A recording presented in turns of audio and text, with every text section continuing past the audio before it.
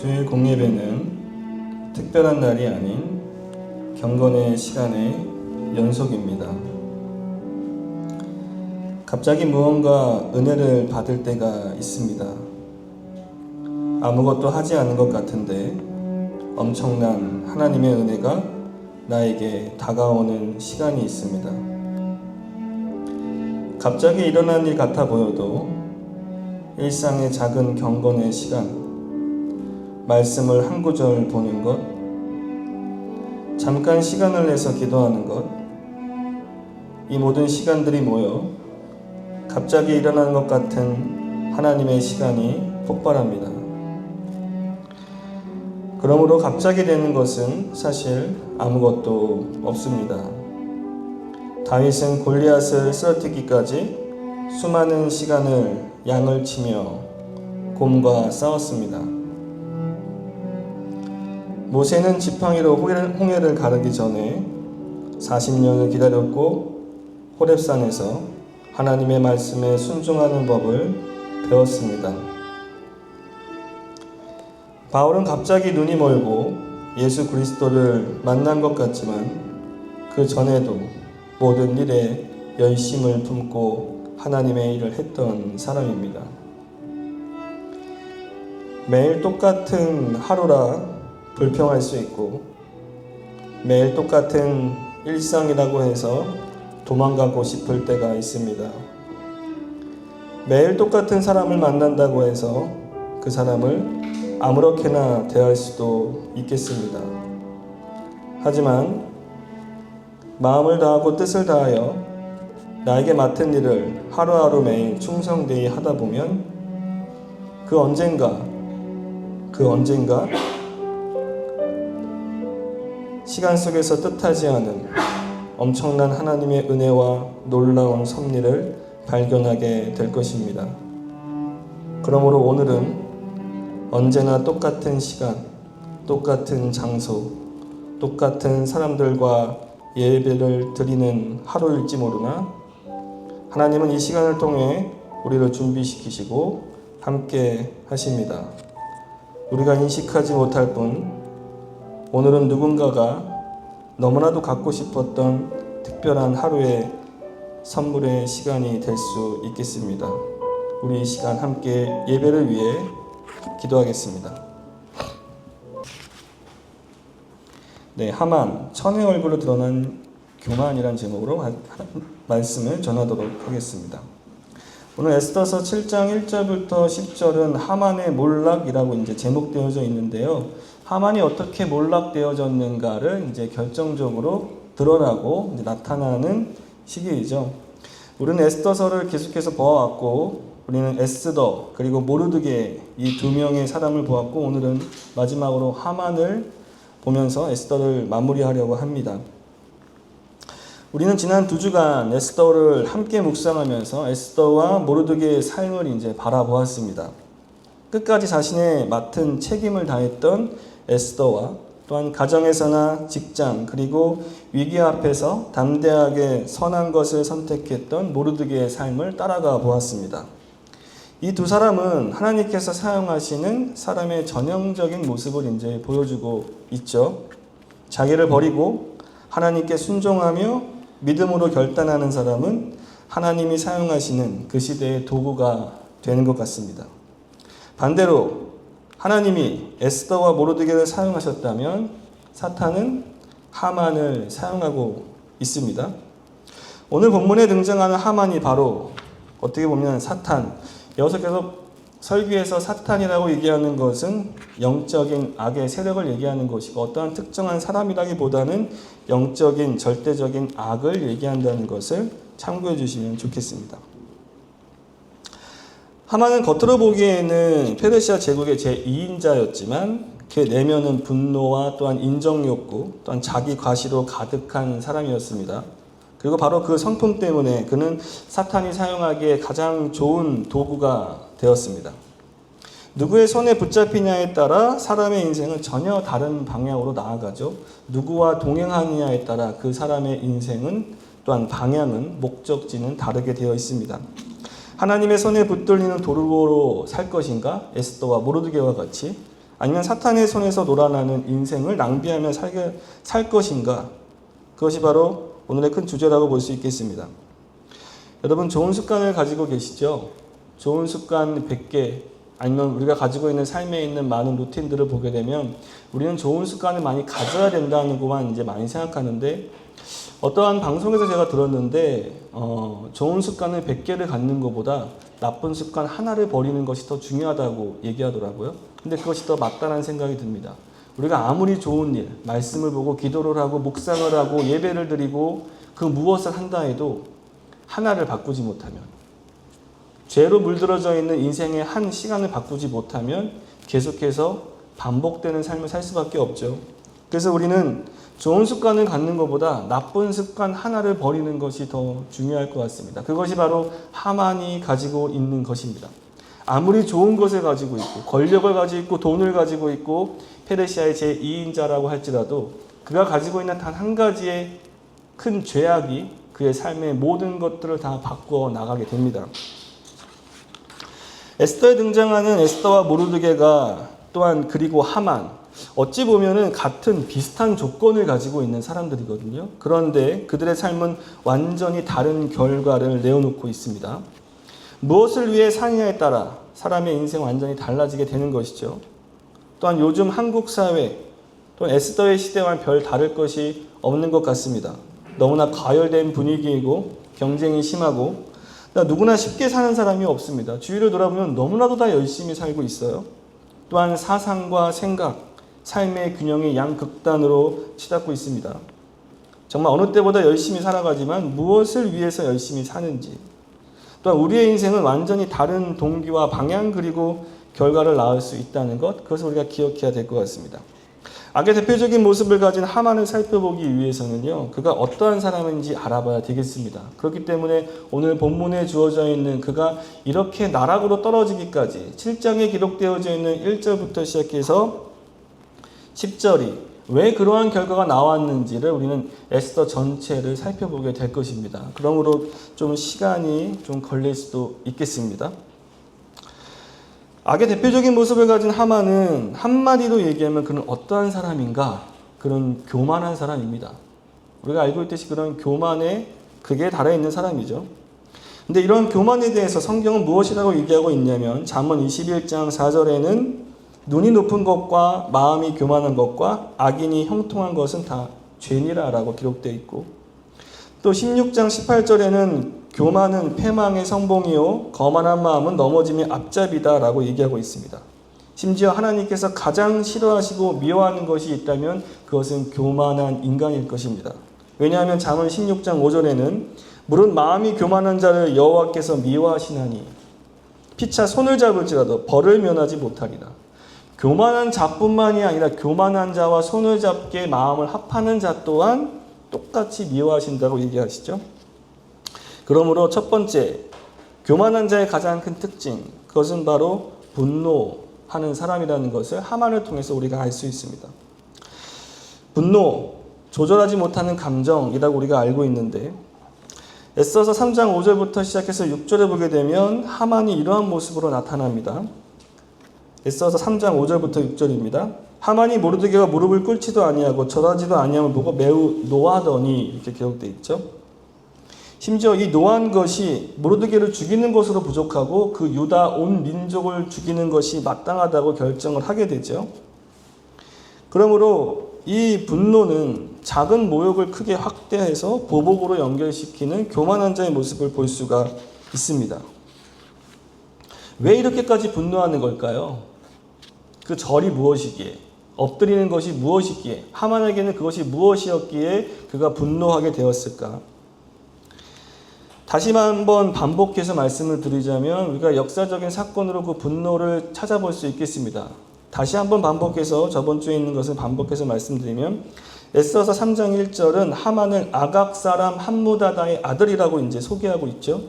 아각 사람 곧 아말렉 사람을 의미합니다. 아말렉 사람은 출애굽 이후에 광야에서 이스라엘의 뒤에서 처진 약한 사람을 공격한 민족이죠. 하나님께서 대대로 싸우시겠다고 정한 원수 중에 원수입니다. 그것이 바로 출애굽기와 민수기, 신명기에 잘 기록되어져 있죠. 또한 아말렉 사람은 우리가 기억해서 빼놓을 수 없는 것은 사울과의 대치입니다. 사울왕은 하나님의 명령에 따라 아말렉 사람 아각을 진멸하라고 명령을 받지만 아각도 살려주고 그의 좋은 모든 물건들을 다 남겨두었죠. 그래서 결국에는 초대왕인 사울은 하나님 앞에 버림을 받게 되었습니다. 아말렉의 신은 완전히 사라지지가 않았던 것으로 보여집니다. 그때 사울이 진멸했다면 상황이 달라졌을까요? 세월이 흐르면 아말렉 사람들은 바벨론과 메대와 페르시아의 같은 강대국에 의해서 이제 정복되어지고 포로나 피정복 신분으로 제국 곳곳에 이제 흩어지게 됩니다. 하지만 역시 페르시아 혈통이 아닌 정복당한 아말렉 왕족의 후손인 이 하만은 제국 안에서 정치적 입지를 얻게 돼서 이방인의 이제 관료로 크게 성장하게 되는데요. 이방인으로서 페르시아의 제2인자가 될 때까지 그가 어떠한 시간을 지나갔을지 상상해 볼 수가 있겠습니다. 기록으로만 남아있는 과거가 아니라 사실 오늘날의 삶 속에서도 같은 패턴이 계속 반복된다고 볼 수 있겠습니다. 특히 악의 역사는요, 시대와 장소와 얼굴을 바꿀 뿐 계속해서 그 본질은 변하지 않기 때문에 그렇습니다. 하나님을 대적하고 하나님의 사람들을 멸절하는 것, 결국에는 하나님과 멀어지게 하는 것, 그것이 바로 악의 세력이 출몰하는 이유이죠. 그래서 에스더서 3장 1절 하만은 아각 사람 함무다다의 아들, 그가 왜 분을 내었는지 우리는 역사적으로 살펴볼 수가 있겠습니다. 그리고 수백 년이 지나 이제는 그 아말렉의 씨가 페르시아 제국 권력자 하만이라는 이름으로 무대 위에 오르게 되는 것이죠. 하만의 분노와 교만은 단순히 삐뚤어진 왜곡된 그 성격 때문은 아닌다는 것을 우리가 알 수 있습니다. 그것은 과거로부터 이어져 내려온 적대감과 영적 원한의 재현이라고 볼 수 있겠습니다. 모두가 절하지 않은 사건은 그 오랜 남아있는 불씨에 불을 붙인 격이 되었고 또한 역사는 이렇게 반복되어집니다. 아말렉이 이스라엘을 뒤에서 공격했던 것처럼 사탄은 오늘도 하나님의 백성을 무너뜨리기 위해 역사의 무대 뒤에서 조용하게 우리를 진멸하려고 하죠. 그리고 그 도구로 하만 같은 사람이 세워지게 되는 것입니다. 그러므로 우리는 이 분노의 본질에 대해서 정확히 알고 짚고 넘어가야 될 것 같습니다. 분노란 과연 무엇인가? 토기장에서 나온 선한 분노와 악한 분노의 책에 보면 그 분노에 대해서 좀 정의한 내용이 있어서 소개를 시켜드리려고 합니다. 분노에는 선한 분노와 악한 분노가 있대요. 그러면 선한 분노와 악한 분노가 왜 구분되는 것일까? 그러니까 모든 분노가 다 나쁜 것은 아니고 부정적인 요소는 아니라는 것입니다. 왜냐하면 예수님께서 채찍을 가지고 성전에서 장사하는 사람들을 내쫓고 분노하셨죠.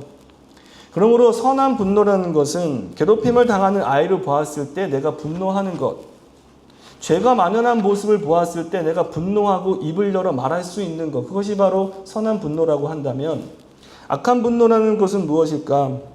그것은 오늘 하만과 에스더에 기록되어져 있는 것과 같이 모든 생명을 죽음으로 이끌어가는 분노라고 볼 수 있겠습니다. 그러므로 분노란 정의하기를 그 책에서는 당신이 중요하게 생각하는 일이 잘못되었다고 느낄 때 적극 반대 견해를 드러내는 것, 그것이 바로 분노라고 합니다. 그러므로 분노의 본질적인 DNA는요, 격앙된 감정이 아니에요. 사실 그것을 쫓아가다 보면은 그것은 우리가 폭발하게 하는 특정한 사건 때문이 아니라 분노의 기저에 흐르는 그 본질은 바로 부정적인 가치 판단에 있다라고 이 저자는 얘기하고 있습니다. 또 이게 무슨 얘기일까? 즉, 내가 중요하게 여기는 가치나 원칙이 침해되었다고 판단할 때 우리는 나오는 반응, 그것이 바로 이제 분노라는 것이죠. 누군가 중요하다고 여기는 일이 잘못되어 가는 것에 적극 불쾌감을 표현하는 것. 그러므로 분노는 불쾌함이라고 할 수 있고, 이 분노는 어떤 일이 잘못되었다는 인지 속에서 거기에 반대하는 입장을 취하고 또한 그것을 행동으로 표현하게 됩니다. 그러므로 이 모든 것을 종합해 볼 때 분노는 언제나 가치 판단을 한다라는 것입니다. 그러므로 사람들은 분노할 때 자기 가치관과 관점을 분명히 드러낸다는 것이죠.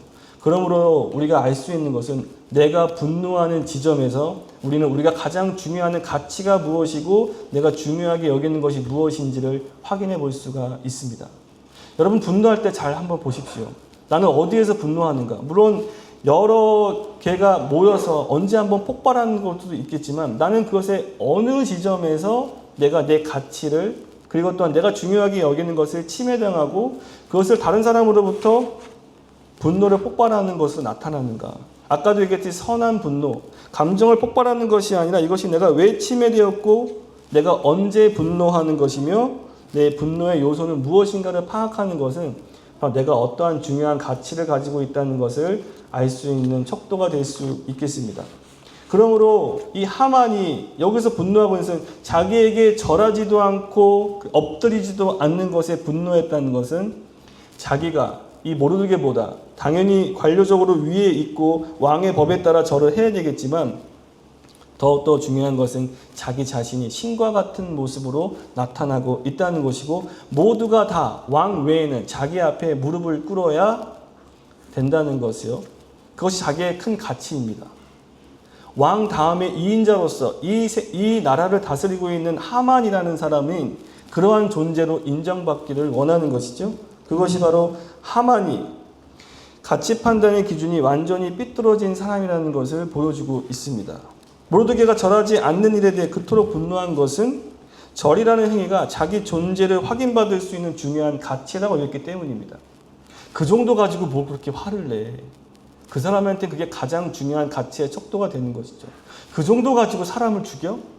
그 사람에게 그게 가장 중요한 척도로 작용되어지고 이 세상은 이제는 상식과 그리고 법을 뛰어넘어서 이것이 자기가 가지고 있는 가치, 자기가 중요하게 여기는 생각이 더 중요한 세상이 되어버렸습니다. 안타깝게도 어떠한 법의 질서와 진리에 의해서 좌지우지 되는 것이 아니라 자기가 가지고 있는 생각, 다시 말해 자기가 왕으로서 자기 스스로 왕이 되어져 있는 세상이기 때문에 자기와 다른 모든 것, 가치 판단에 있어서 멀어지는 것들은 분을 낼 수 있고 죽일 수 있고 공격할 수 있는 세상이 되었다는 것이죠. 그것이 바로 에스더에 있는 하만과 지금의 이 시대가 거의 맞닿아 있는 세상이라는 것입니다. 언제나 세상은 그랬다는 것이죠. 이 시대만 특별한 것이 아닙니다. 그러므로 분노는 바른 길로 향하지 않게 함과 동시에 그는 모르드게를 핑계 삼아 오히려 자기 유익을 위해 거짓을 꾸며내고 자신을 드러내고자 했는데요. 바로 그것은 왜곡된 자아를 인정받고 싶은 모습으로 하만이 나아가고 있다는 것입니다. 하만은 스스로 인정받기 위해 이제 거짓을 꾸미게 됩니다. 단순히 절을 한 것, 자기의 생각하는 가치를 뛰어넘어서 이것을 핑계 삼아 이제는 거짓을 꾸미고 모르드게뿐만이 아니라 이제 유다인 전체를 진멸하려는 계획을 세우게 됩니다. 그러므로 교만의 또한 두 번째 특징은 바로 인정받기 위함이고 그 인정받기 위함이 거짓과 연결되어진다는 것이죠. 그것이 바로 에스더 본문에 있는 3장의 8절부터 9절에 잘 기록되어져 있습니다.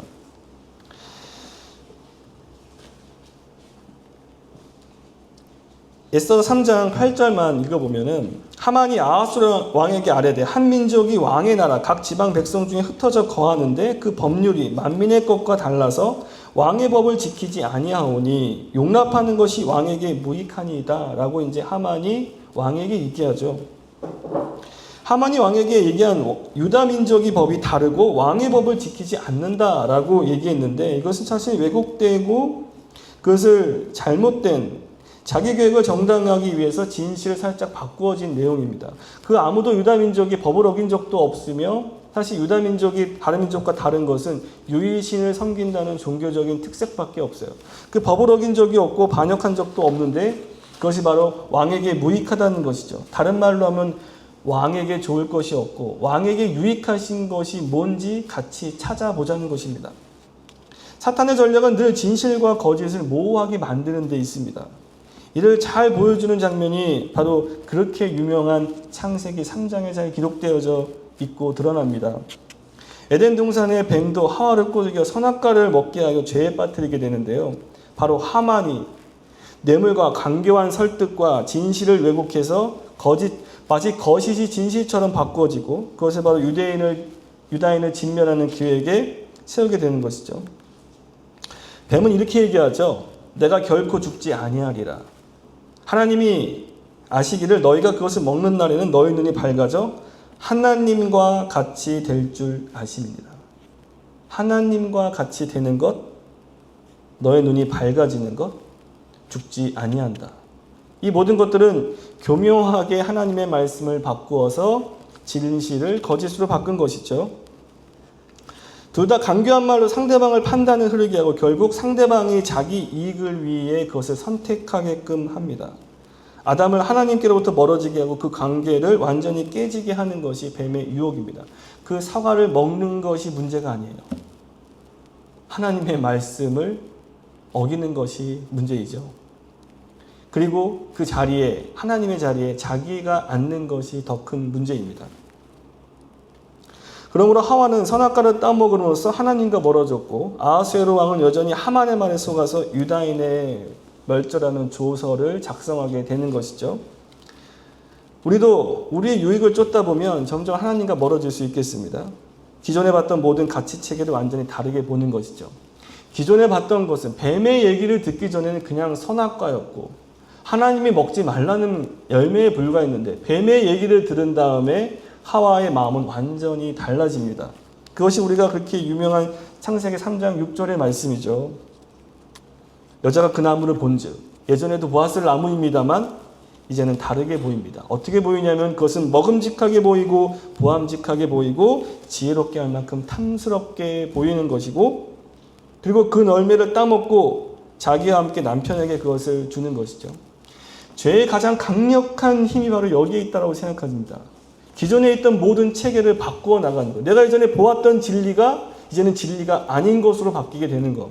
근데 더 위험한 것은 뭐냐면 이 죄는 전이되고 학습된다는 것이에요.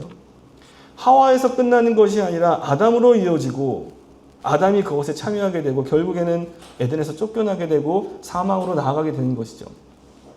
우리가 죄라는 것을 단순히 하나의 사건으로 보는 것이 아니라 죄는요, 내가 짓고 있다면 옆에 사람도 확인해 봐야 됩니다.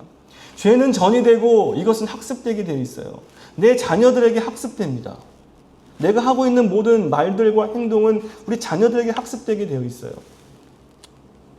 그리고 사탄의 전략은 무엇이냐면 바로 효율과 이익과 당장의 만족으로 우리의 마음을 흔들어 하나님이 주시는 방향에서 완전히 벗어나게 하는 것. 그것이 바로 창세기에 기록되어 있는 뱀의 역할이라면 바로 하만이 유다인을 진멸하기 위해 아하수에로 왕에게 나아가는 것이 바로 그러한 것이죠.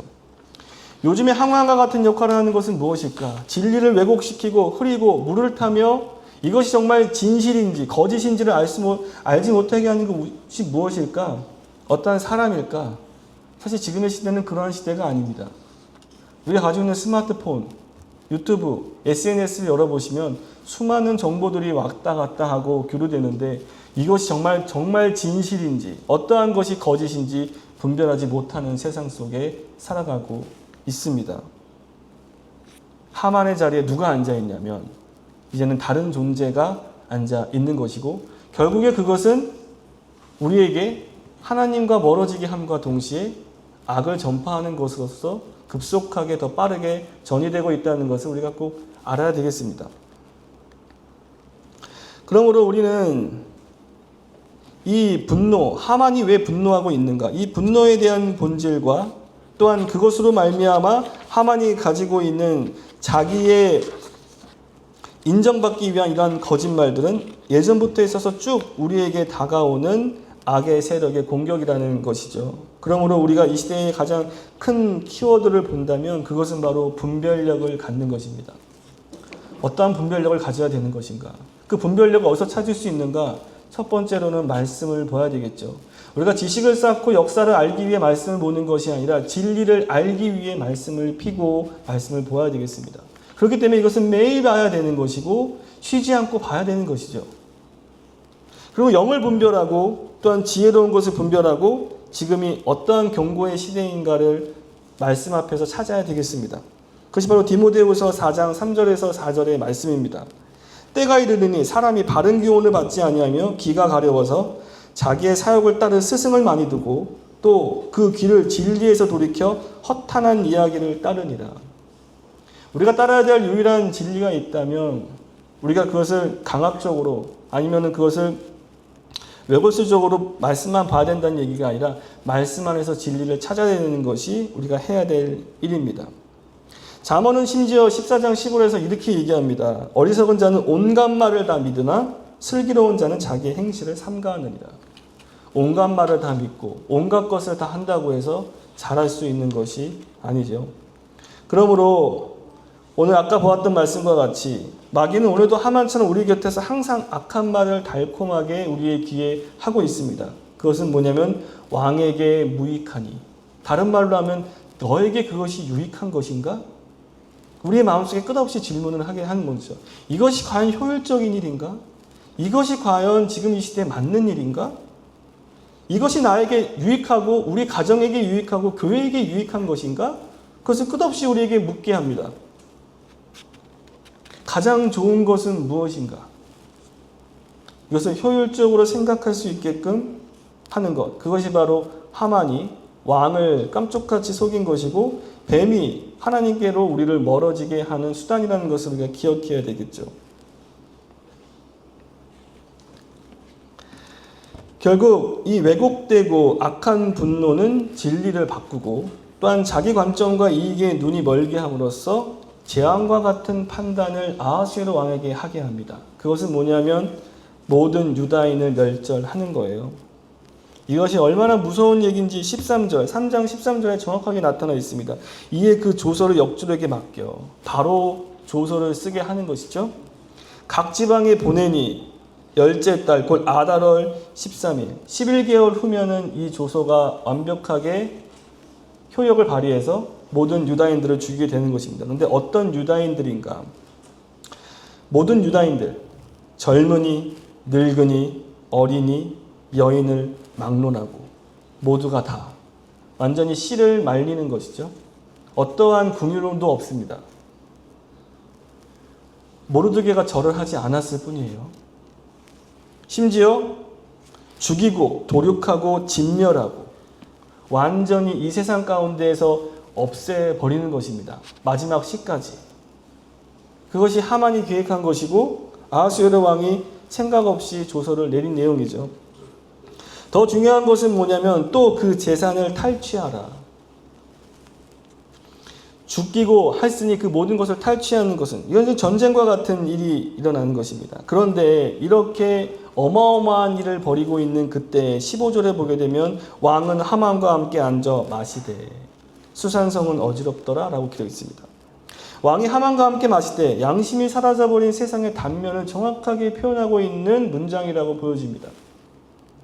수많은 사람, 여기에 있는 유다인들을 추측하기에 70만에서 100만 정도로 추측해요. 여러분 70만에서 100만이에요. 70만에서 100만을 죽이기로 조서를 썼는데 하만과 같이 술을 마시고 있는 아하수엘의 모습을 보게 됩니다. 양심이 사라져 있고 궁일함도 사라짐과 동시에 남의 타인의 고통에 완전히 무관심한 상태. 그것이 바로 악이 추구하는 것이죠. 그 사람이 죽든 말든 나랑 무슨 상관이 있는가? 저 교회가 어떻게 되든 말든 나와 무슨 교회야, 우리 교회와 무슨 상관이 있는가? 심지어 교인들이 어떠한 일을 당하고 내 가정과 무슨 상관이 있는가? 양심의 화인을 맡은 자로서 내 가정, 내 아이, 내 부모, 내 교회 여기에만 온전히 다 매몰되어져 있는 상태. 그것이 하만과 아하수엘 왕이 술을 마시는 장면입니다. 양심의 화인을 맡은 자,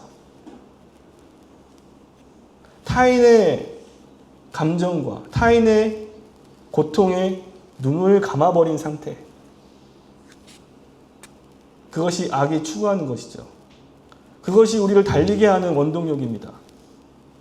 옆에 있는 사람이 중요한 것이 아니라 지금 앞에 달려가서 어디에 깃발을 꽂느냐가 더 중요하고 우리의 가정과 우리 아이가 어떻게 교육을 받아서 이 땅 가운데 삶을 사는가. 그것이 더 중요한 세상이 되었다는 것이죠.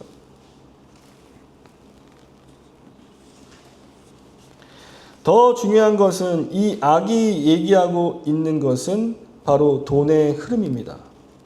3장 9절에 보게 되면 왕이 옳게 여기시거든 조서를 내려 그들을 진멸하소서. 내가 은 1만 달란트를 왕의 일을 맡은 자의 손에 맡겨 왕의 금고에 드리리이다. 결국 이것을 진멸하는 이유가 뭐예요? 그것을 다 없애는 이유가 뭐고 그의 재산을 탈취하는 이유가 뭡니까? 결국에는 돈입니다. 결국에는 돈이에요. 페르시아의 1년의 세금을 기록으로 보면은 이 은 1만 달란트 가량 된다고 해요. 그러니까 그 나라를 전체로 운영할 수 있는 돈이 어마어마한 돈입니다. 근데 이것이 어디서 하만이 무슨 재주가 있어서 이 돈을 어떻게 만들어요? 유다인을 진멸해서 어린아이까지 다 죽여서 약한 자들을 다 죽이면서까지 끝까지 빼앗아서 왕의 금고에 넣으려고 하는 것이죠. 이것이 바로 왕에게 유익한 것이다라고 지금 하만이 얘기하고 있는 것입니다. 이것이 왕에게 유익한 것입니다. 결국 하만이 노리는 것은 민족에 대한 분노를 쏟아놓는 동시에 재산을 탈취하고 결국에는 하만 자신이 섬기는 것, 권력과 돈을 지는 것이에요. 돈의 흐름은 신앙인에게도 굉장히 중요합니다. 우리 돈을 무가치하게 여기면 안 되고 악의 축도 아닙니다. 돈은 중립적이고 돈은 어떠한 도구에 불과합니다. 돈 자체가 거룩하거나 세속적인 것이 아니에요. 왜냐하면 예수님께서는 마태복음 22장 21절에서 가이사의 것은 가이사에게, 그리고 하나님의 것은 하나님에게, 어떠한 같은 돈이지만 어떠한 것은 거룩하게, 어떠한 것은 세상에 쓰이게 된다는 것이죠. 그러므로 돈은 가장 중립적인 역할을 가지고 있습니다. 하지만 우리를 위해서 주어진 것들이 우리의 삶에 그것이 목적이 될 때 그것은 우상숭배가 되고 하나님의 창조물 중에 가장 우상숭배의 높은 가능성의 첫 번째, 가장 큰 첫 번째, 우상숭배의 첫 번째를 들자면 그것은 돈일 수밖에 없습니다. 인정해야 되겠죠. 저의 마음도 그렇습니다. 돈이 도구라면 그럼 무엇이 중요하냐면 돈을 사용하는 그 도구를 사용하는 사람이 중요하겠죠. 여러분 돈을 어떻게 생각하시나요? 여기서 하나 짚고 넘어갈 것은 재물은 하나님께서 은총을 받았다는 표시가 아닙니다. 꼭 기억하셔야 돼요. 여러분 뭐라고요? 재물은요 하나님께 은총을 받았다는 표시가 될 수가 없어요. 또 한 가지, 가난 역시 하나님의 노여움을 나타내는 표시가 될 수 없습니다. 하만은 왕의 조서를 작성하는 와중에 거짓과 돈으로서 그것을 허락받죠.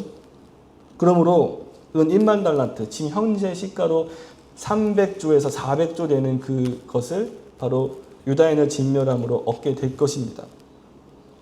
단순히 이것은 돈을 주고받고 있는 뇌물 이런 사건으로 보는 것이 아니고요. 사탄은 언제나 권력과 돈을 사용해서 사람의 분별력을 흐리게 만든다는 것입니다. 우리가 난 권력이 없는데요. 저는 그냥 자영업자이고 저는 그냥 가정주부이고 저는 그냥, 근데 여러분 돈을 관리 안 하세요? 돈 관리하시죠? 분별력을 흐리게 만듭니다. 무엇이요? 권력과 돈이. 진실보다 이익을 선택하게 합니다. 그러므로 아하수에로 왕은 하만이 강교한 말과 거대한 금액 앞에서 한 민족을 진멸하는 명령을 쉽게 내릴 수 있는 것이죠. 곧 돈의 힘 앞에서 정의가 무너지고 생명이 경시되게 됩니다. 결국 이것은 이 돈을 통해서 또한 이 하만의 얘기를 통해서 얘기하고 있는 것을 종합해서 말씀드리면 과연 너는 누구를 섬기고 있는가 하는 얘기예요. 이 모든 스토리, 하만과 연결되어져 있는 아하수에로 왕, 그리고 그가 하고 있는 것, 결국 아하수에로 왕이 중요하게 여기고 결국 하만이 중요하게 여기는 것이 무엇이었냐? 그것을 분노, 그리고 절하지 않은 것에서 시발점이 되었지만 그것을 분노로 인해서 또한 자기가 거짓말로 속여서 결국 그가 얻게 되는 것은 무엇이냐면 돈이라는 것이죠. 그럼 결국 이것을 자기의 가장 큰 가치는 무엇이었냐면 바로 그것을 물질이라고 볼 수 있겠고 하나님과는 전혀 상관없는 삶을 살고 있다는 것. 그것이 바로 하만의 모습이고 악한 세력이 우리를 공격하는 근거라고 볼 수 있겠습니다. 그리스도에서 우리가 해야 할 일은 돈을 멀리하는 것도 아니고요. 그것을 다잡는 것도 아닙니다. 그저 예수님이 나의 집안에 영접하도록 그것을 초대하는 것뿐이에요. 여러분 사막으로 가서 보십시오. 오지에 가서 보세요.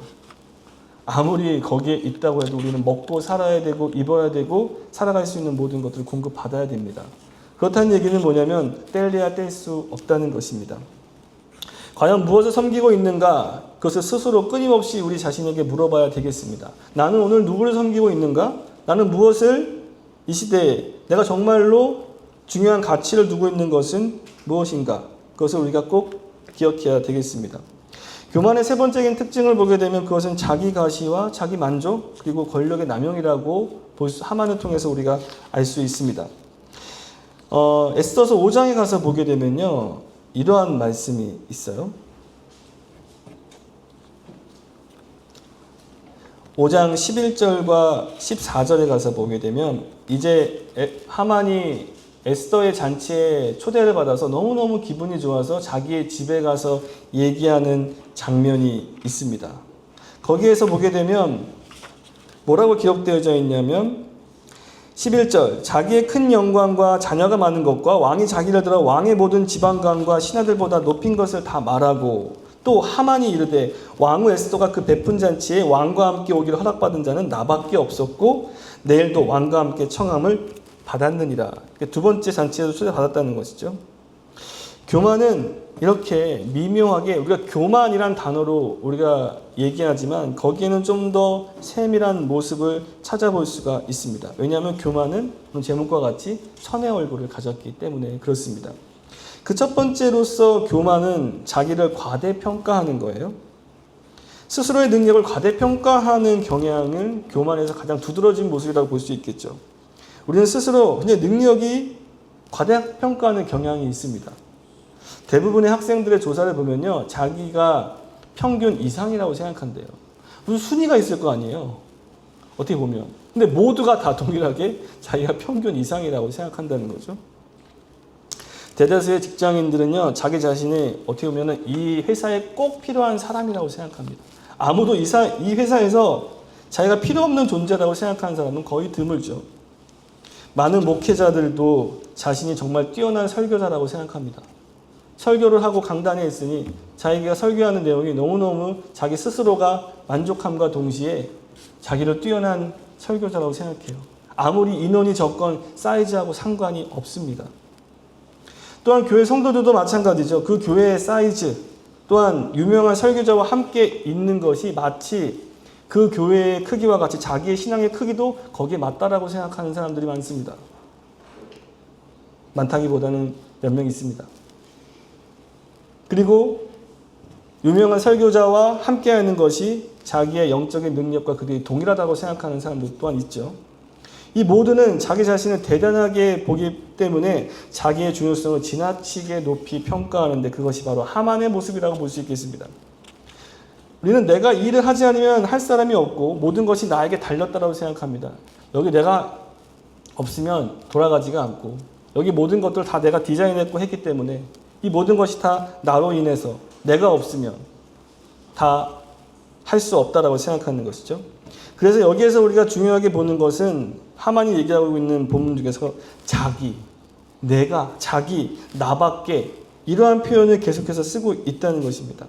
자기의 큰 영광과 자녀가 많은 것과 왕이 자기를 들어 왕의 모든 지방관과 얘기해야죠. 그리고 왕과 함께 오기를 허락받은 자는 나밖에 없었고, 항상 내 중심적으로 자기 과대 포장을 하는 것이 바로 이 교만의 가장 큰 모습이라고 볼 수 있겠습니다. 근데 너무나도 우스운 것은 그 잔치에 초대받는 하만이 그 잔치에 초대받아 완전히 나락으로 떨어지고 나무에 달린다는 것이죠. 그렇게 페르시아의 제2인자도 다음날 무슨 일이 일어날지 모릅니다. 아무리 세상의 권력을 가지고 있고 돈을 가지고 있어도 다음날 어떠한 일이 일어날지 그 아무도 알 수가 없어요. 그것이 바로 교만한 자의 한계의 지점입니다. 그가 생각했을 때는 영원히 살 것 같고 영원히 이런 권력을 누릴 것 같고 자식 대대로 그것을 누려서 평생 우리의 민족이 잘 살 것 같은데 하나님은 다른 것을 계획하고 있습니다. 자기가 최고의 지점에 놓여 있었다고 생각하는 그 지점에서 완전히 나락으로 떨어지게 됩니다. 그 다음날 무슨 일이 있었다면 하만이 이러한 얘기를 할 수 있겠어요? 다음날 자기가 세운 나무에 자기가 달릴 것이라고 알았다면 하만이 이러한 말을 자기 아내에게나 친구들에게 할 수 있었겠습니까?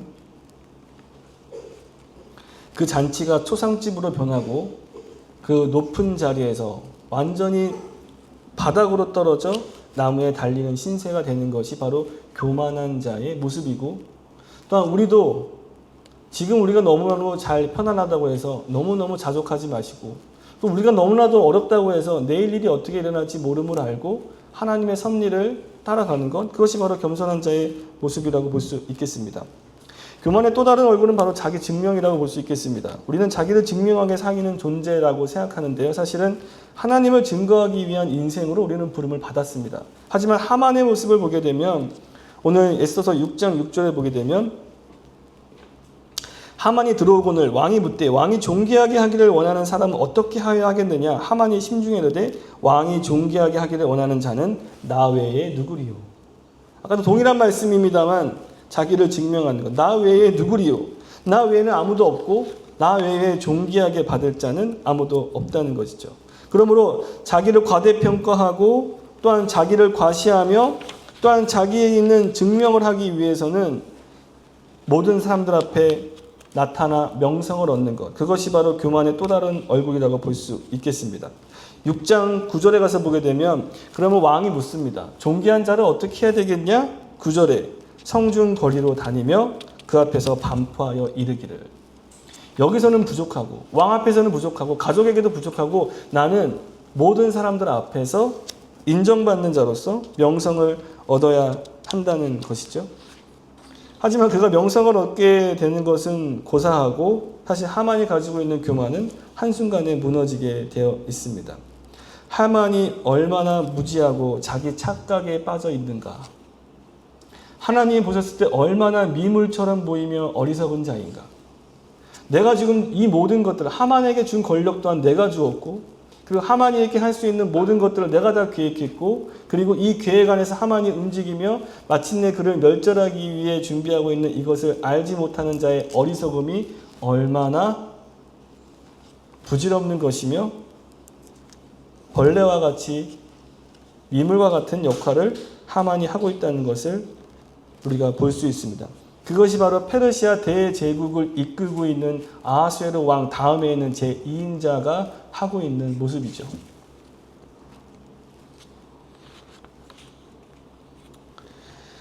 그러므로 우리는 이런 하만의 교만에 절대적으로 반대하며 우리의 가치를 어디에 두어야 되는지를 정확히 파악해야 되겠습니다.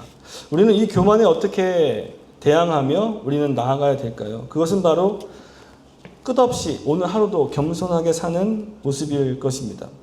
마태복음 20장 26절은 이렇게 기록하죠. 너희 중에 누구든지 크고자 하는 자는 너희 섬기는 자가 되어야 하리라. 우리는 섬기는 자로, 또한 생명을 죽이는 자가 아니라 또한 생명을 살리는 자로 나아가야 되겠습니다.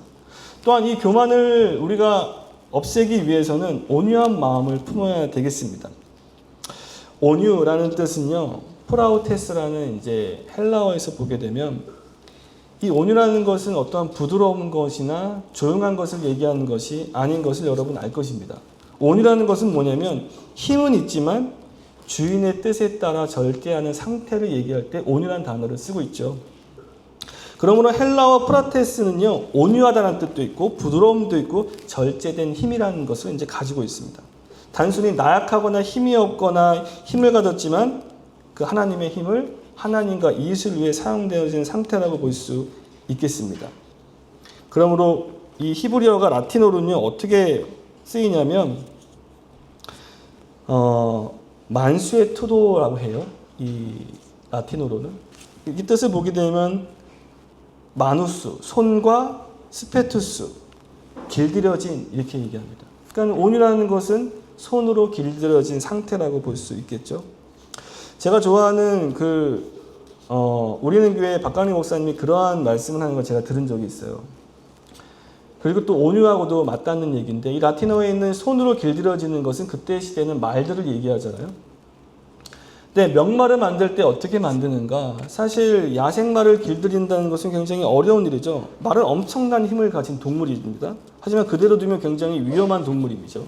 그러나 훈련되고 주인의 손에 길들여지면 그 힘이 통제되고 주인의 손에 쓰임받게 만들어지는 것이 바로 야생말을 길들이는 작업인데, 야생말을 길들일 때 굉장히 훈련을 많이 하고 하루 종일 물을 먹이지 않고 호숫가에 풀어놨을 때 그 말이 미친 듯이 물을 먹으러 갈 거 아니에요?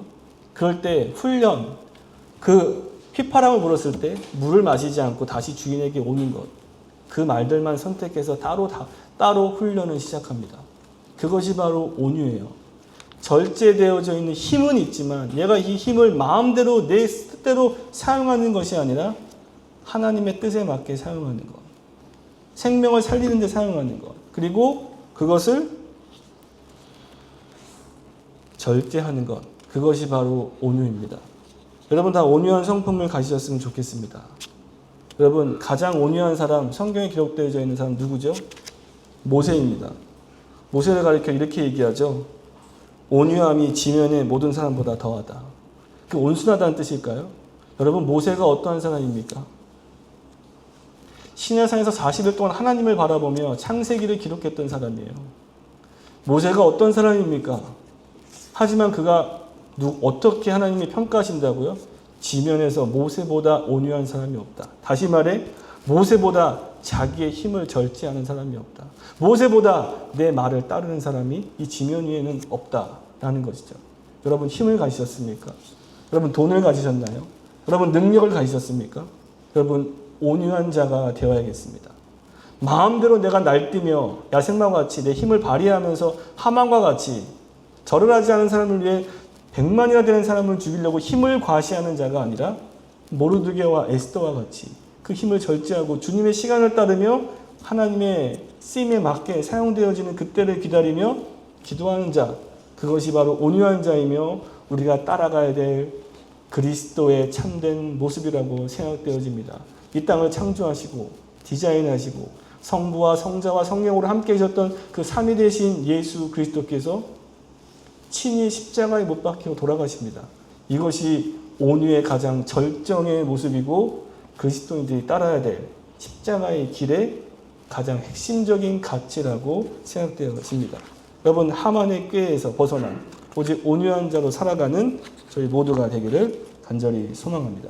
우리 함께 찬양하고 기도하도록 하겠습니다.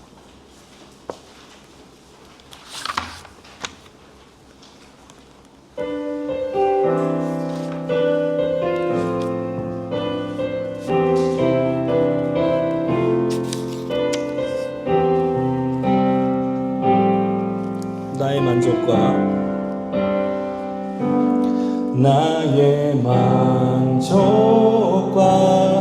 유익을 위해 가지려 했던 세상 일들 이젠 모두 다 해로 여기고 주님을 위해 다 버리네.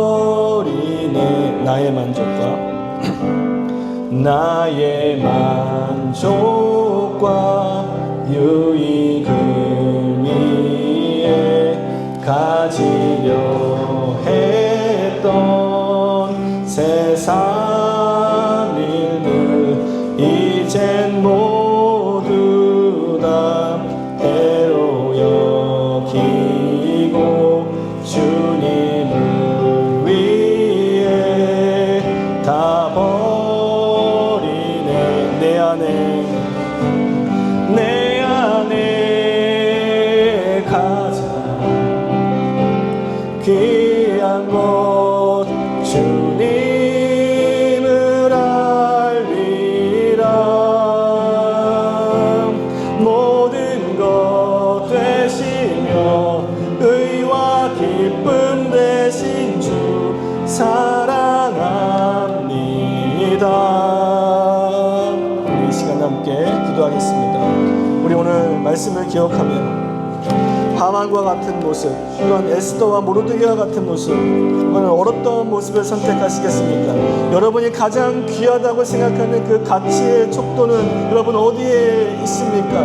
여러분 무엇을 위해 살아가고 있습니까? 여러분이 기다리고 있는 것은 과연 무엇입니까? 여러분이 사용하고 있는 그 능력은 어디로 향하고 있고 무엇을 위해 그것을 사용하고 계십니까? 우리 이 시간 하만을 생각하며 우리 함께 기도하겠습니다. 하나님, 주께서 우리에게 베풀어 주신 수많은 능력과 재능과 아버지여 물질과 은사와 하나님 우리의 교회에게 허락하시며 우리에게 주신 많은 것들을 우리가 누리고 있습니다. 하지만 주님, 그것을 나를 위해서만 사용하고 있고 아버지여 그 모든 것들은 사실 나의 유익을 위해서만 사용되어지고 있습니다.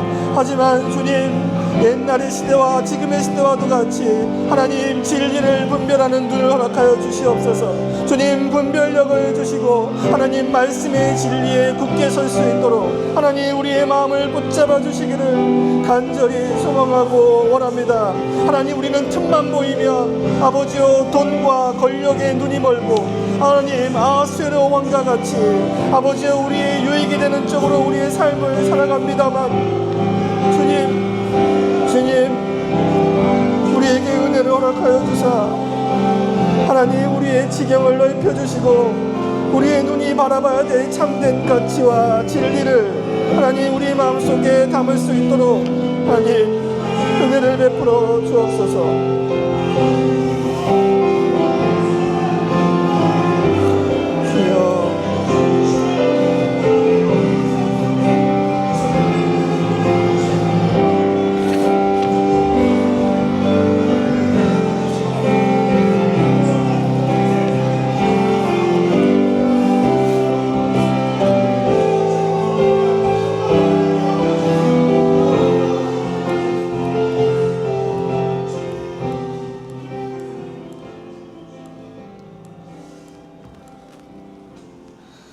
하나님, 나의 만족과 유익을 위해 살았던 우리의 인생인 것을 주님 앞에 고백합니다.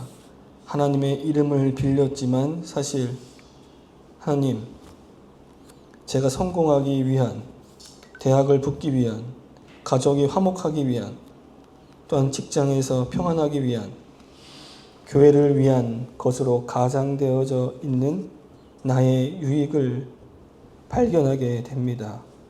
창세로부터 지금까지 끝없이 우리를 유혹하는 그 유혹에서 벗어나 우리 주 예수 그리스도의 십자가를 부여잡는 저희 모두가 되게 도와주시옵소서. 이제는 우리 주 예수 그리스도의 은혜와 하나님 아버지의 놀라우신 사랑과 성령님의 감화 교통하심이 교만을 버리고 분노의 마음이 아닌 긍휼의 마음으로 거짓에 속지 않는 분별력으로 내 만족을 위한 것이 아닌 그리스도를 알아가기 원하는 모든 성도들의 머리 위에 영원토록 함께 있을지어다. 아멘.